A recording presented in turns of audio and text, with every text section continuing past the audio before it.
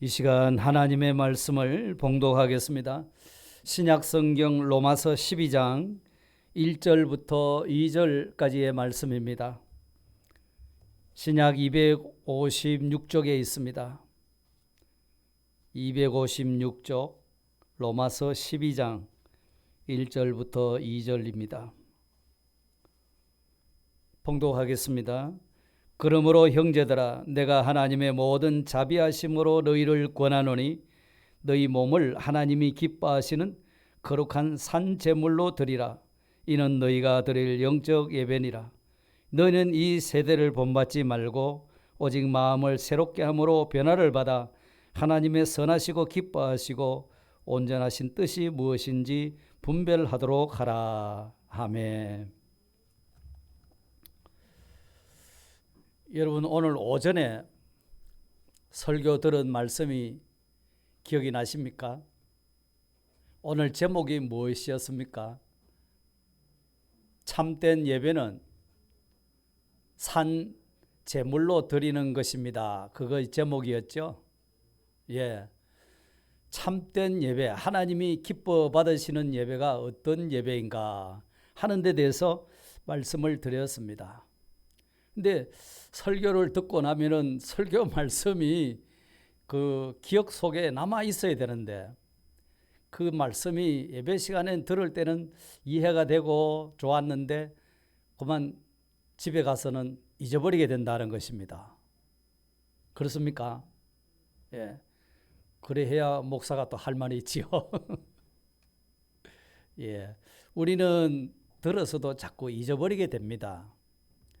그래서 들은 말씀이 어떨 때는 또 생각이 날 때도 있지만은 생각이 잘 안 납니다. 그게 어쩔 수 없이 우리 뇌가 한정이 되어 있습니다. 그거를 그러나 활용을 잘 해야 합니다. 활용을 하면은 이 뇌세포를 우리가 보통 뭐 천재라도 10분의 1도 활용을 하지 못한다고 해요. 그러니까 얼마든지 활용을 하면은 활용을 할 수가 있다는 거예요. 그러니까 잊어버리는 하나님의 말씀도 자꾸 생각나도록 우리는 해야 합니다. 그러려고 하니까 책임질을 많이 해야 합니다. 주일날 우리 설교한 것을 이 유튜브 실황은 여러분이 이 휴대폰 카톡을 사용하시는 분한테는 그게 예배 전에 다 올라갑니다. 그러면은 예배 시간 실시간이 그대로 다 녹화가 되어서 나갑니다. 근데 유튜브로 바로 들어가시면은 설교한 부분만 이래 남게 됩니다. 그 유튜브를 보시든지 아니면 휴대폰으로 예배 실황 전체를 보시든지 볼 수 있는 기회가 있지요. 그래서 한번 집에 돌아가시거든 저녁에 뭐 TV도 좋지만은 잠시 한번 되돌려 보시면 좋겠습니다. 왜 이 말을 하는고 하니까 우리는 자꾸 잊어버리게 돼 있어요. 그래서 참된 예배가 뭐가 참된 예배인가? 오늘 오전에 세 가지로 풀어서 설명을 드렸어요. 저는 교리적인 설교가 아니고 저에게는 본문 설교입니다. 성경 본문을 풀어서 설교하는 그런 스타일로 제가 설교를 합니다. 그렇기 때문에 그 말씀을 우리가 자세히 잘 들으시면은 솔솔솔솔 따라갈 수가 있습니다. 그래서 참된 예배는 정말 우리 마음과 몸과 전 인격을 다 들여서 하는 예배, 이게 너희 몸으로 산 제사를 드리라는 것입니다. 그렇게 몸으로 산 제사를 드리는 사람은 좀 더 구체적으로 말하면 우리 속에 있는 죄의 온갖 요소들이 있습니다. 우리도 여전히 죄를 쫓아가고자 하고 세상을 쫓아가고자 하는 그런 옛사람의 소욕이 있지요. 그것이 예배 시간에는 죽어야 한다는 말씀입니다. 그것이 산 제물로 드리는 겁니다. 살아 있으나 실은 죽은 제물처럼 자신을 바쳐 드리는 것을 말한다고 했습니다. 그래서 자신을 죽여서 하나님 앞에 바쳐드리는 삶. 그러니 자기 생각대로 자기 욕심대로 자기 하고 싶은 대로 하는 것을 자꾸 죽이고 꺾는 일을 하는 것이 그것이 하나님이 받으시는 예배라고 말씀을 드린 겁니다. 그래서 그것이 우리의 삶 속에서 그대로 연결이 되어져야 된다고 그래 말씀했습니다. 삶의 엿새 동안 연장이 되어져야 한다는 것이죠. 자, 그게 쉽겠습니까? 주일날 들은 말씀도 다 밖에 나가면 잊어버리는데 어떻게 그래 살 수 있습니까? 그렇기 때문에 우리 믿음의 선배들이 하나님 앞에 그 말씀을 기억하고 또 그 말씀대로 살 수 있도록 하기 위해서 수요일 3일 기도회라는 제도를 낸 거고 5일 기도회라고 해서 금요일 예배도 이렇게 해서 만든 것이고 또 그것도 모자란다 싶으니까 우리 한국 교회에 특별한 점 새벽 기도까지 하자 이렇게 해서 자꾸 하나님 말씀을 새기고 말씀을 마치 그 나무에 못을 박듯이 망치로 한번 땅 때리가 끝까지 안 들어가지요. 한번 때리가 자리를 바로 잡고 그 다음에 2번 때리고 3번 때리고 그렇게 해서 마지막 꽝 때려 박아야 못머리가 나오지 않도록 정확하게 박히지 않습니까? 그러니까 하나님 말씀을 자꾸 이렇게 새길 필요가 있는 겁니다. 그래서 새기고 나면은 그 하나님의 말씀과 내 생활이 별개가 아니라는 것이죠. 오늘 오전에 예배와 삶은 이혼할 수 없다 이런 말씀을 드렸는데 곧 생활이 예배고 예배가 생활이다 하는 그런 말씀을 드렸습니다. 그거를 다른 말로 바꾸면 행함이 없는 믿음은 무슨 믿음이죠? 죽은 믿음이라고 한 겁니다. 야고보 사도께서. 그러면 죽은 믿음이 아니고 산 믿음, 온전한 믿음은 어떤 믿음이라고 하셨죠? 행함 있는 믿음이죠. 야고보서 2장 22절에 보면 이렇게 표현을 해놨습니다. 믿음이 그의 행함과 함께 일하고 행함으로 믿음이 온전하게 되었느니라 이렇게 말씀하셨습니다. 그러니까 믿음과 행함이 일치시켜야 된다. 이걸 강조하고 있습니다. 자, 오늘 오전에 우리가 예배에 대해서 말씀을 드렸는데요. 정말 하나님이 받으시는 합당한 예배, 영적 예배를 좀 더 구체적으로 정말 일상생활 속에서 엿새 동안에 행할 수 있는 그 도리를 오후에 다시 한번 새겨보려고 합니다. 오늘 2절 말씀을 보십시다. 자, 고개 숙여서 2절 한번 다 같이 읽어봅니다. 시작. 너희는 이 세대를 본받지 말고 오직 마음을 새롭게 함으로 변화를 받아 하나님의 선하시고 기뻐하시고 온전하신 뜻이 무엇인지를 분별하도록 하라. 여기는 보면은 세 가지를 딱 말씀하고 있습니다. 첫째가 이 세대를 본받지 말라는 겁니다. 이것이 하나님의 자비하심으로 권면하시는 권면의 말씀입니다. 이 세대를 본받지 말라는 책이 있어요. 존 볼친이라는 사람이 쓰신 책인데요. 이분이 대만에 갔을 때 있었던 이야기를 글로 썼습니다. 대만에 갔었는데 공항에 가서 입국을 할 때 보니까 외국인들하고 내국인들하고 입국 절차가 다른 거예요. 그러니까 외국인들은 이쪽으로 서야 되고 내국인들은 대만 사람들은 별도로 줄을 서서 들어가는 거죠. 그걸 보고 그분이 깨달았다는 겁니다. 우리는 천국 시민으로서 이 땅에 살고 있습니다. 그리고 우리는 이 세상에서 외국인으로 살고 있다는 겁니다.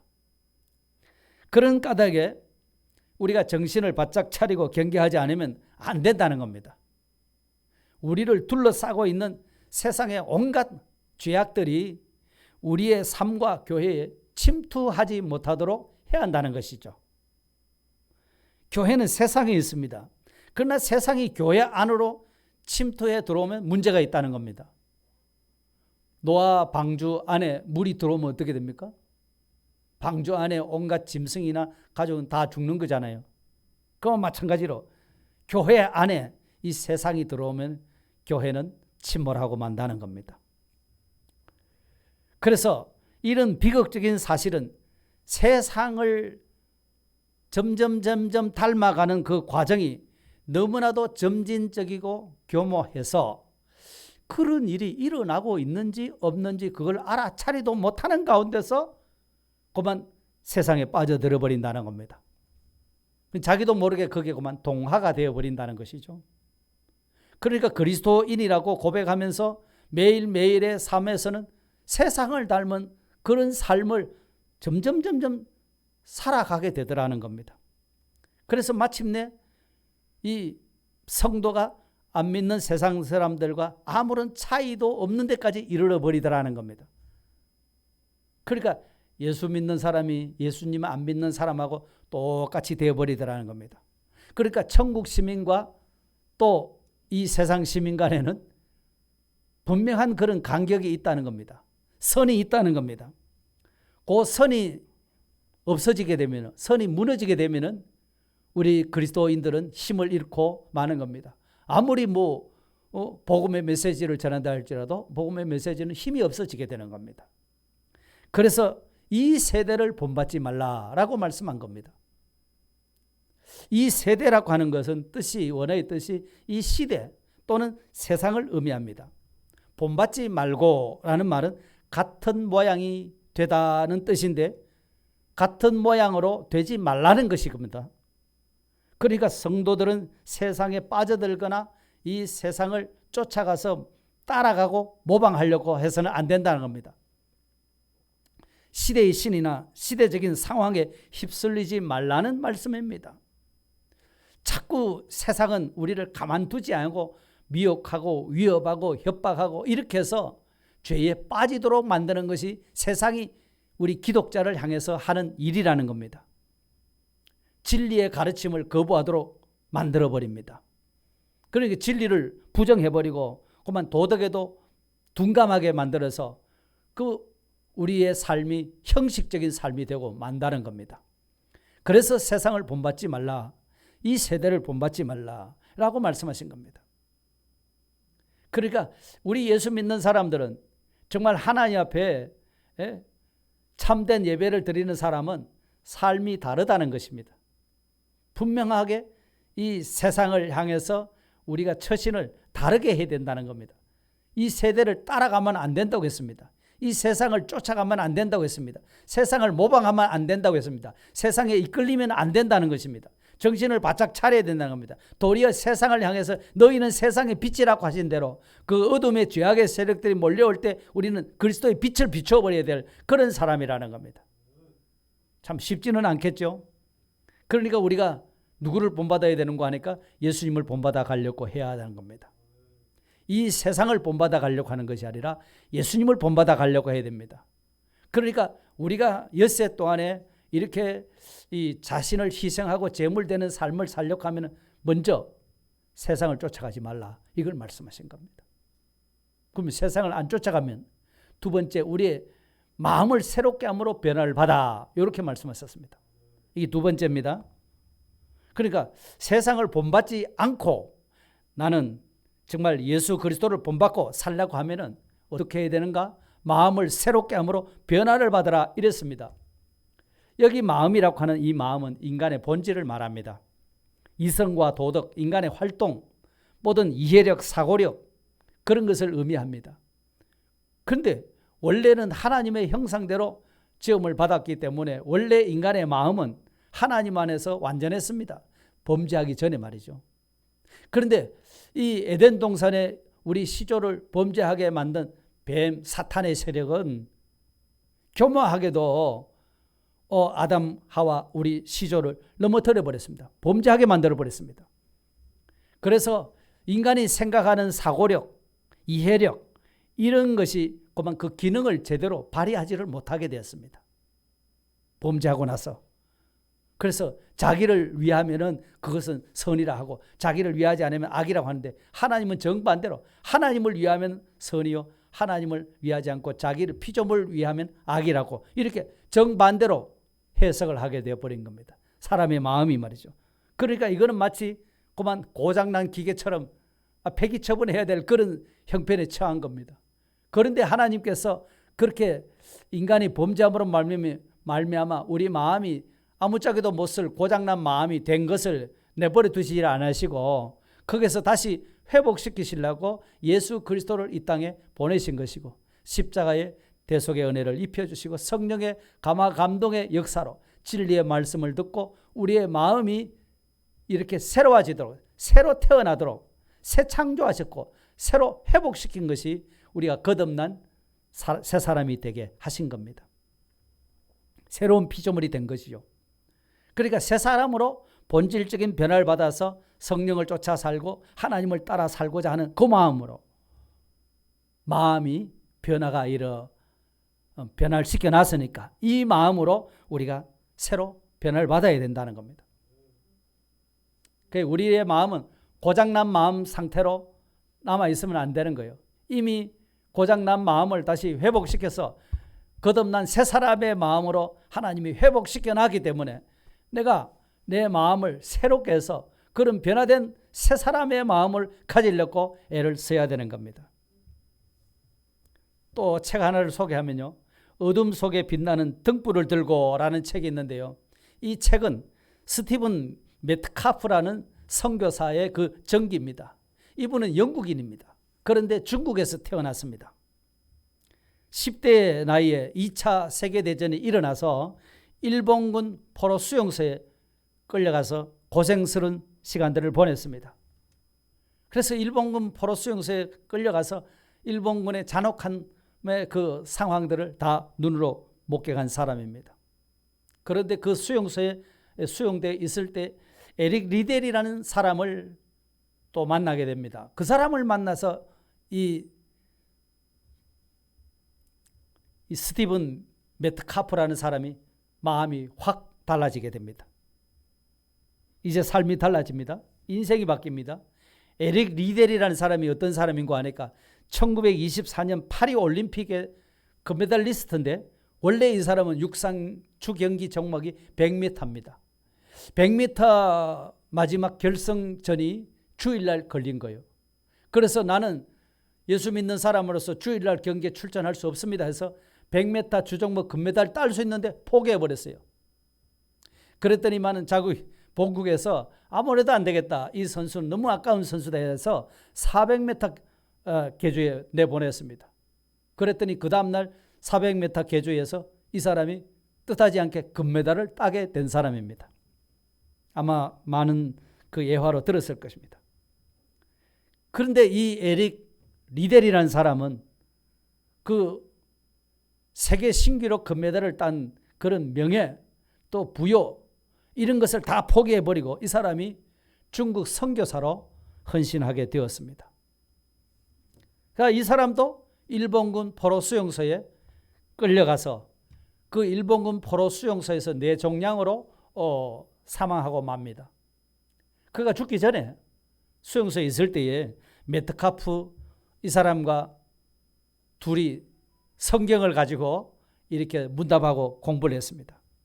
그런데 그 성경을 가지고 이야기를 하면서 원수를 사랑하라 하는 그 말씀으로 논쟁이 붙었습니다. 그런데 에릭 리델이라는 선교사는 메트카프에게 일본 사람을 사랑해라. 저렇게 혹독하게 우리에게 그렇게 못된 짓을 하고 했지만 원수를 사랑해라. 이렇게 가르쳤다는 겁니다. 그러니까 스타카프는 도저히 사랑할 수 없는 사람을 사랑하라니 이 말이 되느냐고서 이렇게 결국 다투게 됐습니다. 그래서 에릭이 그러지 말고 당신도 기도해 보십시오 해서 이 메트카프도 일본 사람을 위해서 기도하기 시작했다는 겁니다. 그랬더니 그가 일본 사람을 위해서 기도하는 중에 마음이 변화가 된 거예요. 그래서 전쟁이 끝나고 메트카프는 일본에 가서 내가 선교를 하겠다 하고서 선교사로 지원하게 됐다라는 겁니다. 그래서 그가 선교사로서 많은 그런 구원의 역사를 일으켰다는 열매가 있는 사역이었다고 말하고 있습니다. 중요한 것은 마음이 변화되는 겁니다. 오늘 우리도 마음이 중요합니다. 예? 사람 만사 마음 먹기 달렸다고 안 믿는 사람들도 그렇게 이야기하잖아요. 우리 예수 믿는데도 마음 먹기 달렸습니다. 예, 내가 예수님을 똑바로 믿어보겠다고 이렇게 한 마음을 먹어야 됩니다. 그래서 내가 이렇게 한번 해보겠다고 마음의 결심을 가져야 됩니다. 새벽기도 안 하시는 분도 이제부터 내가 새벽기도 한번 해봐야 되겠다 하고 이런 마음에 이런 변화가 있어야 됩니다. 내가 마음을 그렇게 일으켜야 되는 겁니다. 그래야 마음의 회개도 일어나고 마음의 확신도 일어나고 순종할 마음도 생기고, 그래서 이런 마음으로 예배 드리는 겁니다. 오직 마음을 새롭게 함으로 변화를 받아서 드리는 예배.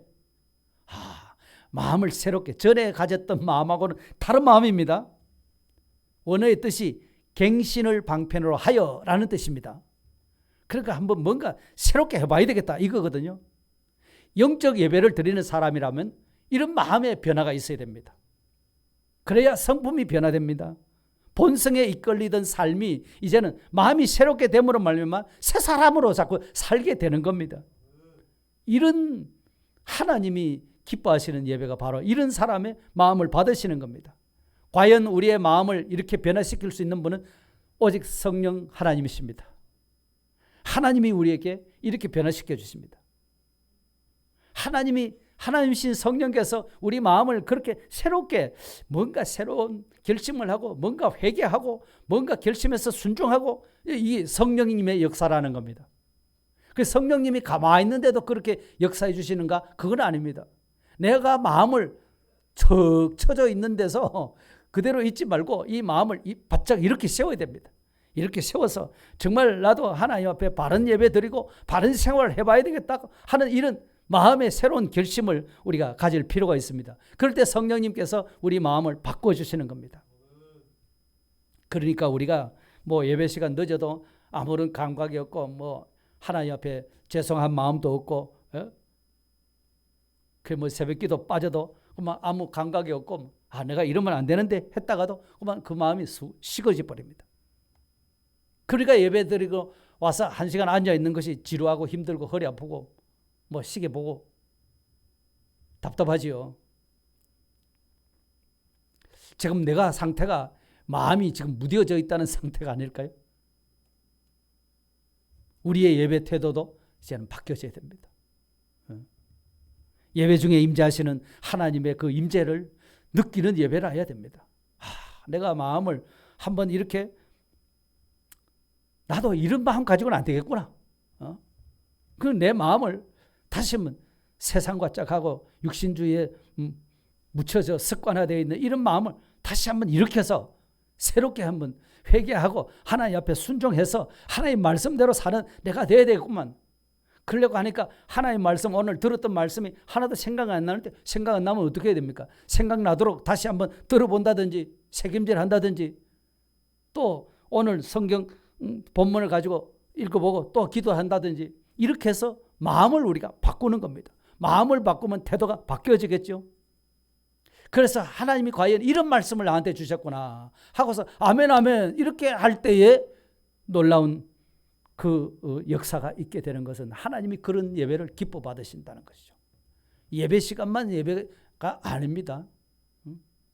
우리의 일상이 다 예배라고 말씀했습니다. 그러니까 자, 먼저는 이 세대를 본받지 않아야 되겠고, 내가 이 세상 따라가는 데 설렁설렁 가는 거지 뭐. 다른 사람들 예수 믿는 것처럼 나도 그래 믿으면 되겠지 뭐. 그것을 일단 차단하고 내가 마음을 새롭게 해보자. 이게 필요합니다.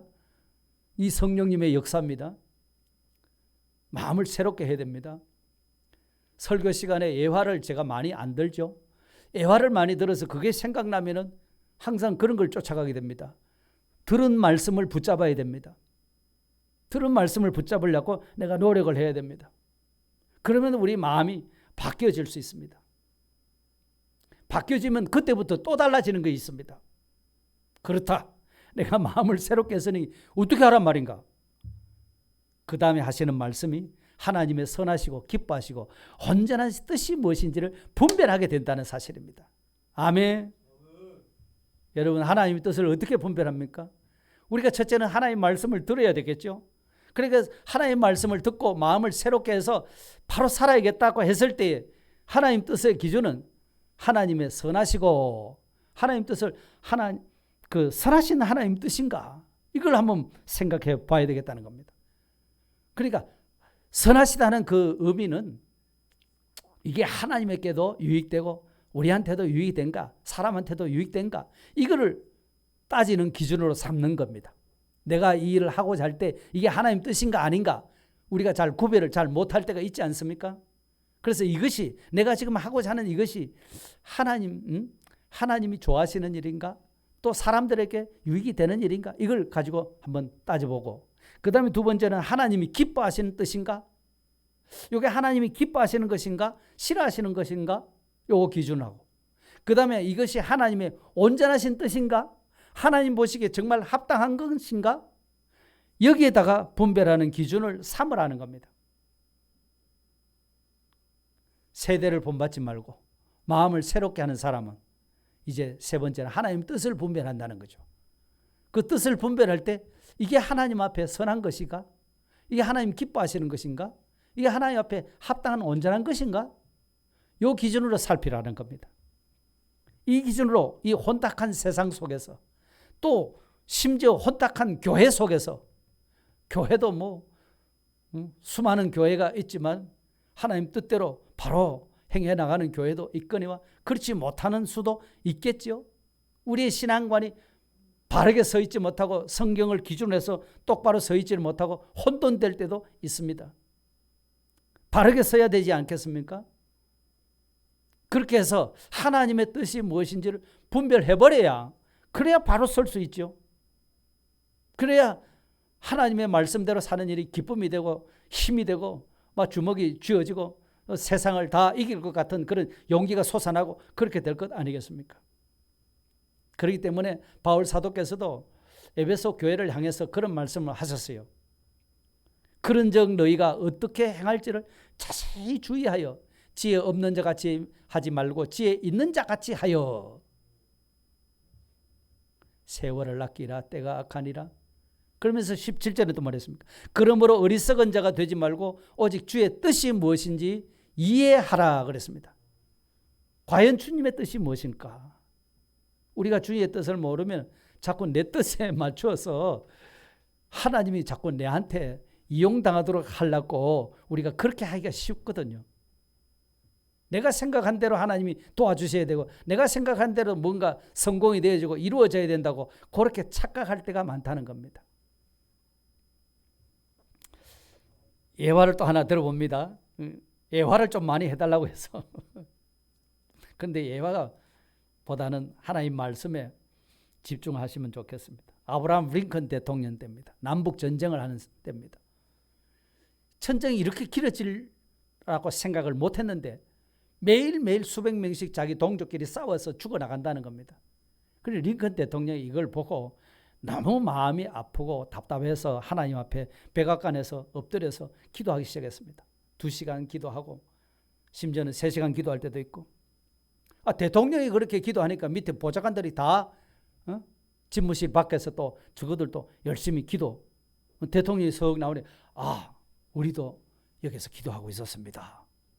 그러면서 그 보좌관들이 하는 이야기가 하나님이 우리 편 되어 주십시오. 이렇게 기도했다는 겁니다. 그래서 링컨 대통령이 하는 말이 뭐라고요? 하나님이 우리 편 되어 달라고요? 그런 말이 어디 있습니까? 이러면서 나는 내가 하나님 앞에 바로 서 있는가? 그것이 문제였습니다. 내 자신이 어떻게 하나님 앞에 서 있는지, 내가 하나님 앞에 합당한지 아니한지 그거를 생각하고 합당한 사람이 되도록 하려고 그래 기도했습니다. 그러니까 여러분들도 기도를 바꾸라는 겁니다. 나는 내가 하나님의 뜻을 따르게 해달라고 기도했으니까 여러분들은 하나님이 당신들의 편이 돼가지고 도와주시기를 그래 기도했습니까? 이제는 내가 하나님의 뜻을 알고 하나님 편이 되어서 하나님 뜻을 따르겠습니다. 그렇게 기도하라고 그 보좌관들한테 이야기를 했더라는 겁니다. 그렇습니다.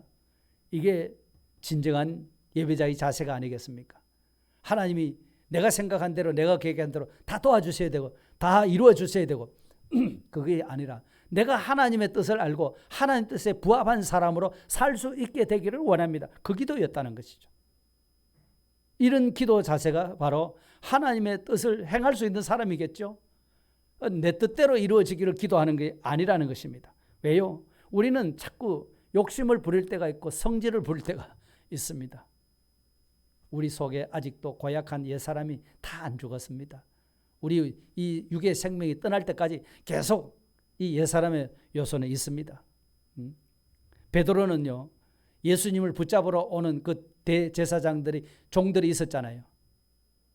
그러니까 이 베드로가 칼을 빼가지고서 어디 우리 선생님을 잡으러 오느냐고 해서 그 치려고 쳐버렸는데 귀가 잘라져 버렸죠. 아마 귀를 잘라야지 하고 자르지는 않았을 겁니다. 그런데 귀가 잘라져 버렸어요. 그러니까 예수님이 귀를 주셔가지고 붙여주시면서 싹 낫게 해주셨습니다. 그러면서 하시는 말씀이 요한복음 18장 11절에 칼을 칼집에 꽂아라. 아버지께서 주신 잔을 내가 마시지 아니하겠느냐. 예수님께서도 지금 십자가 이 사람들한테 붙잡혀 가서 십자가에 달려 죽으시는 그것이 내가 마실 잔이다 라고 말씀하신 겁니다. 결코 그 일에 우리가 혈기를 부린다고 해서 어떤 감정을 내세운다고 해서 그런 하나님의 일이 이루어질 것이 아니라는 겁니다. 그래서 칼을 칼집에 꽂으라고 그와 같이 말씀하셨던 겁니다. 사람이 정말 변화되는 것은 이 무기, 칼, 사람의 감정 이런 것으로 변화되는 것이 아니고 성령의 은혜의 담비로 되는 것이다. 예수님이 그런 말씀하신 겁니다. 오직 영적 예배만이 모든 문제의 답이다 하시는 말씀이죠. 그러니까 영적인 예배, 합당한 예배를 통해서 하나님의 생명은 계속 흘러가는 것입니다. 예배는 삶의 구심점이며 원동력입니다. 정말 행복한 삶을 원한다고 하면 영적 예배에 집중해야 할 것입니다. 변화의 출발점은 바로 예배에 있습니다. 영적 예배를 통해서 거룩한 변화가 일어나게 되는 겁니다. 그렇기 때문에 우리가 어떤 형식을 갖추는 것도 중요합니다. 그러나 형식에만 치우쳐서는 안 됩니다. 정말 하나님을 아까 찬송 예배 전에 찬송하시는 분들 보니까 온 마음과 열정을 다해서 참 최선을 다해서 있는 힘을 다해서 찬양하는 그런 모습을 봤습니다. 정말 자신은 뭔가 하나님의 은혜가 있고 감동이 오니까 그와 같이 자기 마음이 가만히 있을 수 없고 맹송맹송하게 찬양 부를 수 없으니까 전력을 다해서 아마 그렇게 불렀을 것입니다. 그런 감동이 있고 깨달음이 있는 예배, 그런 예배를 하나님이 기뻐 받으시는 겁니다. 그래서 감정에만 끝나는 것이 아니라 정말 하나님의 뜻이 무엇인가, 하나님의 선하신 뜻, 하나님의 기뻐하신 뜻, 하나님의 온전하신 뜻이 무엇인가, 이거를 분별해 가는 사람, 이 사람이 정말 하나님 앞에 합당한 예배를 드리는 사람입니다. 그런 거로 오늘 우리는 정말 엿새 동안에 힘써 내 모든 일을 하라고 말씀하셨는데, 우리의 예배가 엿새 동안 계속 진행되는 삶은 어떤 예배여야 하는가, 오늘 오후에 말씀을 드린 겁니다. 그래서 저는 설교를 할 때 그 핵심 주제를 가지고 그 주제를 졸졸졸 따라오면은 딱 도달하도록 이렇게 만듭니다. 설교 듣고 나면 벙벙하도록 이렇게 만들려고 하지 않아요. 원 포인트로 졸졸 따라오면 딱 끝났네. 요래 되도록 명쾌하게 졸졸 따라올 수 있도록 뭔가 확실히 잡을 수 있도록. 자, 오늘 오후의 말씀을 다시 한번 붙잡을 수 있도록 정리해 보겠습니다. 우리의 일상이 다 예배가 되어야 된다고 했죠. 우리의 삶이 예배가 되어야 된다고 했는데 그런 예배가 참된 예배라 했습니다. 그러려고 하니까 우리는 그걸 좀 더 우리 삶의 현장으로 끌어와서 한번 생각해 보면, 첫째는 이 세상의 가치관을 따라서 우리가 쫓아가서는 안 되겠다는 거죠. 나는 믿음을 가진 사람입니다. 하나님 말씀의 은혜를 받은 사람입니다. 말씀대로 살려고 하니까 세상은 우리가 말씀대로 사는 것을 좋아하겠습니까? 반대하지 않습니까? 우리로 하여금 어떻게 하든지 미혹해서 죄짓고 넘어지고 그만 구원을 제대로 이루지 못하도록 하는 것이 세상 저거가 하는 일입니다. 그런데 우리가 빠져들지 않아야 되겠다는 겁니다. 그래야 내가 예배 때 받은 말씀대로 살아갈 수가 있겠죠. 이 세대를 본받지 않고 그 다음에 말씀대로 사는 데는 내가 내 마음을 새롭게 해야 되겠다는 겁니다. 두 번째는 내 마음을 새롭게 합니다. 우리의 본래의 마음은 온전한 마음이었는데 범죄함으로 말미암아 타락한 마음을 가지고 있습니다. 이 마음을 하나님이 새로 재창조하셔서 거듭난 새 사람 되게 해주셨는데, 새 사람의 마음으로 우리가 살아보겠다는 그런 마음의 결단이 필요하다는 것입니다. 물론 이것도 성령님께서 은혜 주셔야만이 할 수 있겠죠. 오늘 하나님 말씀 듣고 나 앞으로 이렇게 한번 살아봐야 되겠다. 하나님 기뻐하신 대로 살아야지 하고서 말씀도 되새기고 또 하나님 앞에 엎드리고 기도하고 말씀대로 살려고 하는데 잘 안 됩니다. 하나님 도와주세요. 자, 이런 과정을 거치는 겁니다. 마음의 변화가 일어나야 그렇게 되는 겁니다. 안 그렇겠습니까? 예배 1시간은 내가 더 참석해야지. 요 마음이 그렇게 바뀌어지는 거거든요. 성령님이 그렇게 해주시는 겁니다. 그렇게 하려고 하니까 내가 말씀을 되새김질을 하고 말씀대로 살려고 몸부림을 치는 겁니다. 그럴 때 회개가 일어나고 순종하는 마음이 새롭게 일어나게 되는 겁니다. 자, 그렇게 해서 막상 그렇게 살려고 하는, 그러면 하나님 뜻은 뭔데?